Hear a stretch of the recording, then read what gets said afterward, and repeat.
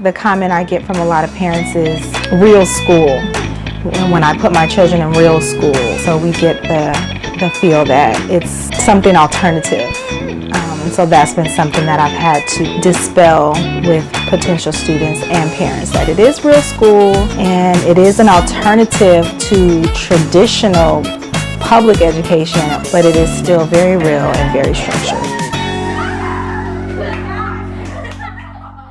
My name is Zuena Muhammad, and I'm the founding director of Lifted Hands Akili Academy. It is a home-based micro school, as they call them now, and we started in 2017. One thing that sets us apart from other schools is we start every day with prayer.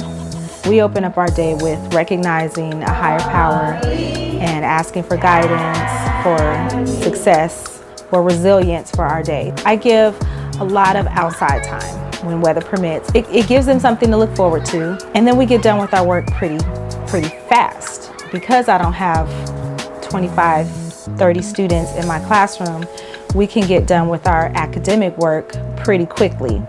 And so we have a lot of time for them to get their energy out outside. We have a lot of time for creative endeavors, crafts, music lessons, art, watching documentaries, watching films, a mix of different things to keep their attention, keep their energy going throughout the day. And then I try to, as much as possible, incorporate field trips into our schedule where we can get out into the city and explore and learn outside of the classroom.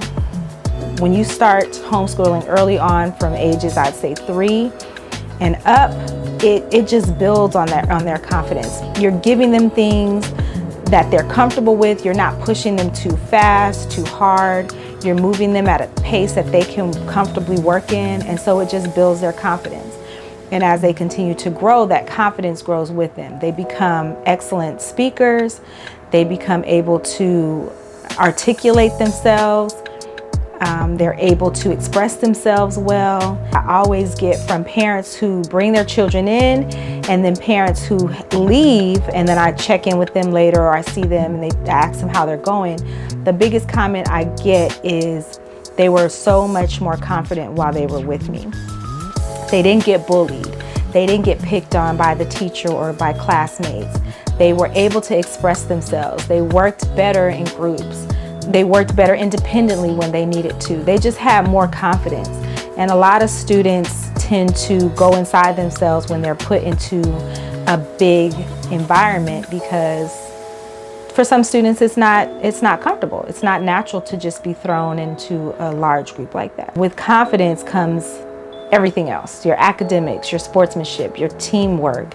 Anything else that you're trying to teach that child will come once they've developed a confidence in themselves. I was homeschooled as a child up until the 8th grade. My mom homeschooled myself and my siblings. And I always knew that that's what I wanted for my children.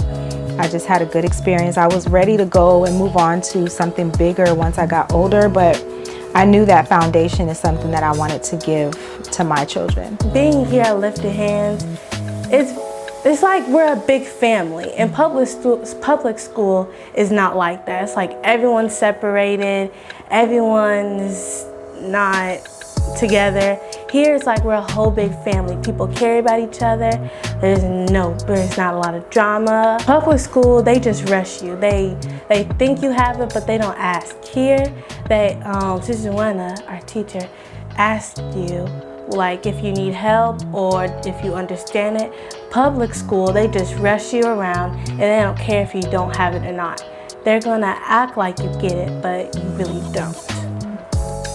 Being in different grades is way easier because some things, like when my friend Naima, she's in 7th grade at a very young age, and I get to see how like she does her work. So it's like I'm learning early. Being homeschooled actually makes your confidence level higher, and it's not hard to make friends. Just being out there, being homeschooled doesn't just mean that you have to stay in your house. The whole time you can go and explore. All the talks that we've had, all the nice talks, just to let everybody know how people are doing, and then how we're doing emotionally and how we are, and just to make sure that everybody is okay mentally. It may like not be exactly like public school. There's not like a whole bunch of staff, a whole bunch of people everywhere, a janitor, lockers, an entire giant like school. It's one space where everybody can like get along, and there's like maybe 1 or 2 people there, and it's just them all together, just one big family, instead of just a public school that's just separated. Eventually I would like to have bigger space and maybe 1 or 2 additional teachers. I love teaching, so I don't want to leave the classroom. Ideally, I would like to help other people learn to do what I do, so that other parents feel confident and empowered enough to be able to homeschool if they choose. I have learned that it's okay to start over and to scrap everything that you have planned and diligently mapped out and made lists and organized, and if it's not working, it's perfectly okay to scrap it, because I've had to do that a number of times. If something is not working, you can't force it to work. I have learned to be patient with myself, because I'm a perfectionist, and when I have a goal, I want to see it through. And I've learned to be patient with the process. Everything doesn't happen overnight. And as long as I'm taking little steps, we'll make progress and we'll get to where we need to be.